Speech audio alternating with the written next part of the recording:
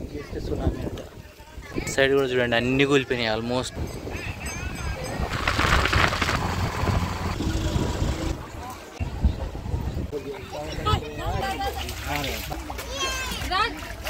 ఇప్పుడు మనం వచ్చేసి ధనుష్కోటి రైల్వే స్టేషన్కి అయితే వచ్చాము. ఒకప్పుడు ఏంటంటే రైల్వే స్టేషన్ ఇక్కడనే ఉండే. మనకు 2004లో సునామీ వచ్చినప్పుడు ఇక్కడ ఉన్న వాళ్ళందరూ చనిపోయారు, మొత్తం క్లోజ్ అయిపోయింది. అప్పటి నుంచి స్టేషన్ వచ్చేసి రామేశ్వరంకి అయితే మార్చారు. ఒకసారి ఆ ఓల్డ్ రైల్వే స్టేషన్ అయితే ఇప్పుడు చూద్దాం. ఇప్పుడు వచ్చేసి మనం ఈ ధనుష్కోటి సిటీ దగ్గరికి అయితే వెళ్ళిపోతున్నాం. చూడండి మొత్తం మీకు ఇసుకనే కనబడుతుంది. ఇక్కడ ఇండ్లు చూడండి రైట్ సైడ్ వచ్చేసి మీకు అన్నీ కనబడుతున్నాయి. అన్నీ గుడిసెలు ఉన్నాయి చూడండి. ఇక్కడ వచ్చేసి ఇప్పుడు ఎక్కువ వరకు చేపలు పట్టే వాళ్ళే ఉంటుర్రు ఈ ఏరియాలో. ఒకప్పుడు ఏంటంటే ఒక చిన్నపాటి సిటీ అన్నట్టు ఇదంతా. ఆ దూరంలో వచ్చేసి రామేశ్వరం సిటీ, ఇక్కడ ధనుష్కోటి సిటీ ఉండేది. ఇక్కడ కూడా చూడండి ఆల్మోస్ట్ మనకేంటంటే ఆ 1964 వచ్చిన తుఫాన్లో మొత్తం కొట్టుకుపోయింది అన్నట్టు. ఇక్కడ కూడా కొన్ని రేకుల షెడ్డోలే కనబడుతున్నాయి. అన్నీ కూలిపోయినాయి కదా, అవన్నీ కనబడుతూ ఉంటాయి మనం వెళ్తూ ఉంటే. ఆ దూరంలో సముద్రం అయితే కనబడుతుంది చూడండి. ఇప్పుడైతే మనం ఓల్డ్ రైల్వే స్టేషన్ దగ్గరికి అయితే వచ్చినాం. ఇప్పుడు మనం చూస్తున్నామా, ఇదే మనకు 1964 వరకు రైల్వే స్టేషన్గా ఉండేది. ఆ సునామీలో మొత్తం కొట్టుకుపోయింది ఈ ప్లేస్ అయితే. ఒకసారి దగ్గరికి వెళ్ళి అయితే చూద్దాం, వెళ్దాం పదండి.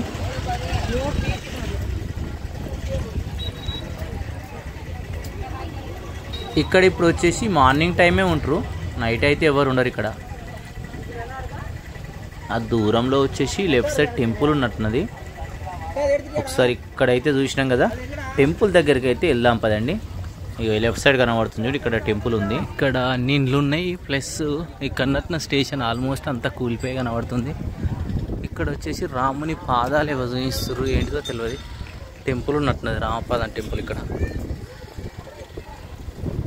ఎట్లుంది ఓల్డ్ రైల్వే స్టేషన్ చూడండి. అప్పుడు సునామీ వచ్చినప్పుడు మొత్తం కొట్టుకపోయి ఆల్మోస్ట్ ఇక్కడ వాళ్ళు అందరూ చనిపోయారు. చూడండి ఎట్లా అయిపోయిందో, మొత్తం ఏం లేదు. ఇప్పుడు జస్ట్ అప్పటి పిల్లర్స్ కనబడుతున్నాయి, వాటిని కూడా రినోవేషన్ చేసినట్టున్నారు.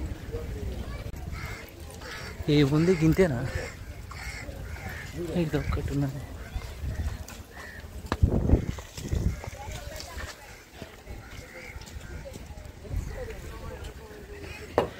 ఏముంది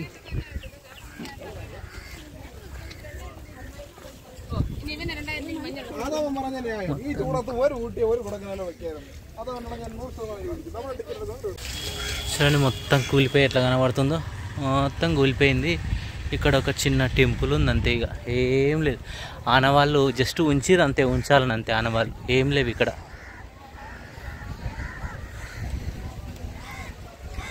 రైల్వే స్టేషన్కి ఆపోజిట్లోనే చర్చ్ ఉంది చూడండి. ఒకసారి ఆ చర్చ్ దగ్గర కూడా వెళ్ళి అయితే చూద్దాం, వెళ్దాం పదండి. మరొక సైడ్ వచ్చేసి చర్చ్ అయితే ఉంది.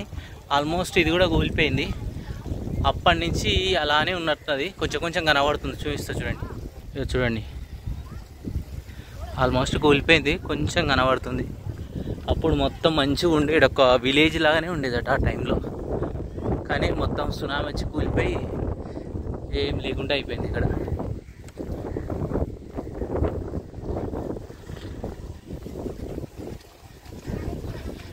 ఇక్కడ చూడండి మొత్తం ఒక రాళ్ళు కనబడుతున్నాయి అంతే, ఏం లేదు. వచ్చింది బిగ్గెస్ట్ సునామీ అంట. సైడ్ కూడా చూడండి అన్నీ కూలిపోయినాయి ఆల్మోస్ట్.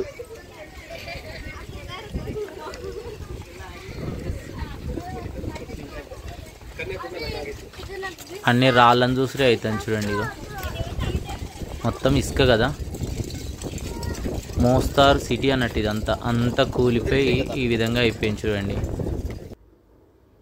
ఒకసారి లాస్ట్కి వెళ్తే సముద్రం ఉంది, అక్కడి వరకు అయితే వెళ్దాం. అన్నీ అవి అమ్ముతురు చూడండి చిన్నగా పక్కపంటి అయితే.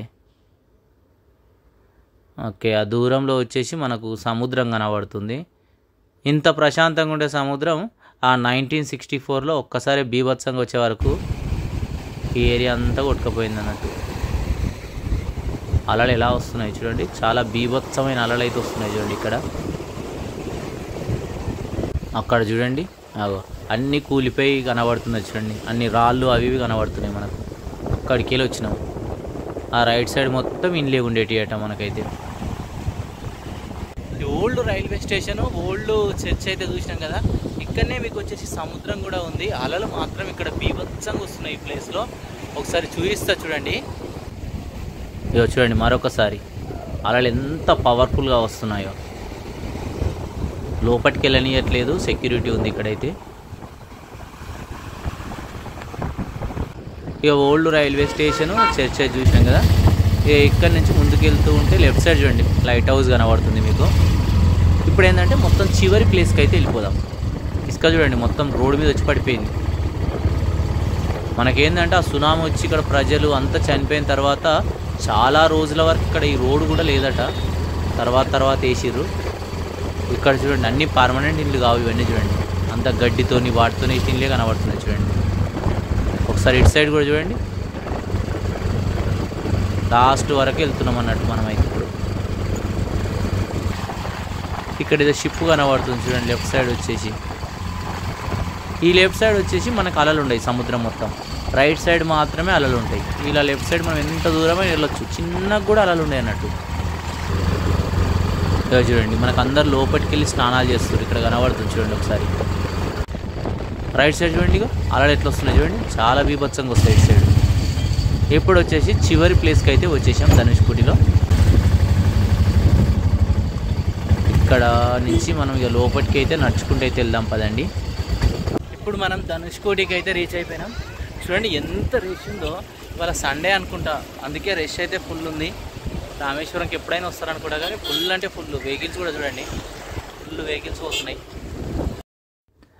ఇక్కడి నుంచి నడుచుకుంటూ వెళ్ళిపోదాం, ఎందుకంటే ఫుల్ ట్రాఫిక్ జామ్ అయిపోయింది చూడండి.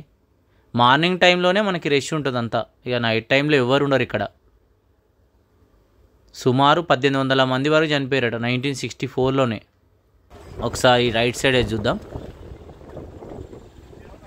ఇటు సైడ్ మనం వెళ్ళనిస్తలేరు లోపలి వరకు. ఇక ఇక్కడి నుంచి స్ట్రేట్గా వెళ్ళిపోతే మనకు శ్రీలంక ఉంటుంది. ఇక్కడ చూసినాం కదా, ఇక మెయిన్ ఎండింగ్ ప్లేస్కి అయితే వెళ్దాం పదండి. ఇక ఇక్కడ ఎంట్రన్స్ ఉంది, వెహికల్స్ అంతవరకే అలా ఉంది. మన చివరి ప్లేస్ అన్నట్టుగా, మన ఇండియా చివరి ప్రదేశం.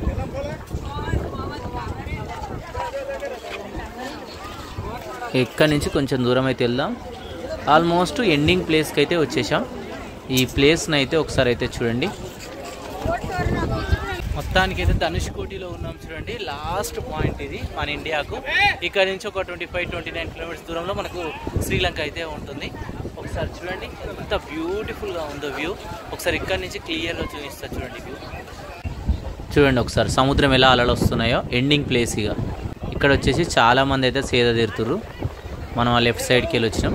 ఆ రైట్ సైడ్ సముద్రం ఉందా మన స్టేట్లో, అక్కడ వచ్చేసి అలలు రావు సముద్రానికి. ఇక్కడ చూడండి ఇక్కడ వచ్చేసి అలలు వస్తాయి. ఒకసారి అయితే ప్రదేశాన్ని అయితే చూడండి. చూడండి ఎంత బీభత్సంగా వస్తున్నాయి అలలు. ఒకప్పుడు ఇక్కడ మంచిగా గ్రామంతో చిన్నపాటి సిటీగా ఎంతో బాగుండేదట. మొత్తం కూలిపోయి ఇట్లా అయిపోయింది ఇక సునామీ తర్వాత. ఇప్పుడు వచ్చేసి మనం మరొక ప్లేస్కి అయితే వెళ్ళిపోతున్నాం. ఒకసారి చూడండి వెళ్తూ ఉంటే ఆ లెఫ్ట్ సైడ్ అన్నీ మీకు ఇండ్లు కనబడుతూ ఉంటాయి చూడండి, కూలిపోయిన ఇండ్లు. ఫిషెస్ చాలా ఫేమస్. ఒకవేళ ఓన్ వెహికల్లో వస్తే ఇక్కడ మనం ఆగొచ్చు. ఆగి కొంచెం ఏమైనా మీకు ఇష్టం ఉన్నది తినాలంటే తినుకోవచ్చు ఈ ఏరియాలో. ఇప్పుడు మనం వెళ్ళబోయే ప్లేస్ ఏంటంటే 1964లో సునామీ వచ్చినప్పుడు ఇక్కడ ఉన్న ఈ ధనుష్కోటి సిటీ ఆల్మోస్ట్ కొలాప్స్ అయిపోయింది. మనుషులు మిగలలేదు, ఇండ్లు మిగలలేదు, కానీ రాముడు ఉండే నిలయం మాత్రం మిగిలింది. ఒకసారి ఆ ప్లేస్కి అయితే ఇప్పుడు వెళ్తున్నాం. ఇక్కడ ఒక గుడి అయితే కనబడుతుంది చూడండి, చిన్న గుడి రీసెంట్గా కట్టినట్టున్నారు. మనకేంటంటే రాముడిని విభీషణుడు కలిసిన ప్లేస్ అన్నట్టు, ఆ ప్లేస్కి అయితే వెళ్తున్నాం. మొత్తం మీకు వెళ్తూ ఉంటే ఎలా ఉన్నాయో చూడండి, మొత్తం చిన్న చిన్న హోటల్స్ అవి కనబడుతున్నాయి.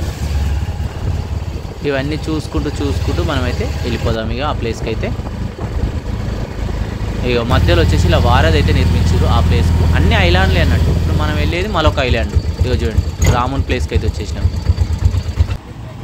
ఇక ఇక్కడ మెయిన్ ఏరియా, అక్కడి నుంచి మనమైతే వచ్చినాం. టెంపుల్ వచ్చేసి ఇటు సైడ్ ఉన్నది. 1964 సునామీలో వచ్చేసి ఈ టెంపులే కొట్టుకపోలేదు, ఒక్క టెంపులే ఉంది. మొత్తం మనకు ధనుష్కోటి మొత్తం కొలాప్స్ అయిపోయింది. ఒకసారి దగ్గరికి వెళ్ళి అయితే చూద్దాం. ఇగో టెంపుల్ చూపిస్తా చూడండి. ఇగో టెంపుల్ వచ్చేసి ఇది విభీషణుడు వచ్చేసి మనకు రాముని ఇక్కడనే కలిసిందన్నట్టు. విభీషణుడు వచ్చేసి మనకు రావణాసురుని యొక్క తమ్ముడు. సీతాదేవిని ఎత్తుకరావడం ఇష్టం లేని విభీషణుడు తర్వాత అక్కడి నుంచి తప్పించుకొని వచ్చేసి ఇక్కడ రాముని కలిసి ఇక్కడనే ఉండిపోయిండు. ఇక్కడి నుంచి మనం అటు సైడ్ అయితే వెళ్దాం. మనకు సముద్రంలో శివలింగం ఉంటుంది, ప్లస్ అక్కడనే ఫ్లోటింగ్ స్టోన్ అయితే ఉంటుందట. ఒకసారి అక్కడికి వెళ్ళి అయితే చూద్దాం. ఇక్కడి నుంచి అటు సైడ్ అనుకుంటా ఆపోజిట్ అక్కడ ఉన్నట్టున్నది. ఒకసారి అయితే అక్కడికి వెళ్దాం పదండి.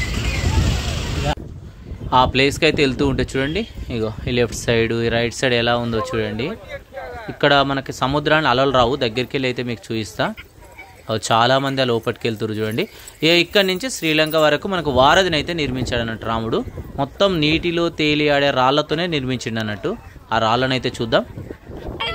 ఇక్కడ చూడండి చిత్రపటంలో మీకైతే చూపిస్తున్నారు చూడండి. విభీషణుడు కనబడుతుండు, రాముని చేతిలో నీటిలో తేలియాడే రాళ్ళు, వానర సైన్యం మొత్తం ఇక్కడైతే చూడొచ్చు మనం. ఇక్కడ చూడండి మంచిగా ఉంటాయి నీళ్ళు, ఇన్ని అలలు కూడా రావన్నట్టు.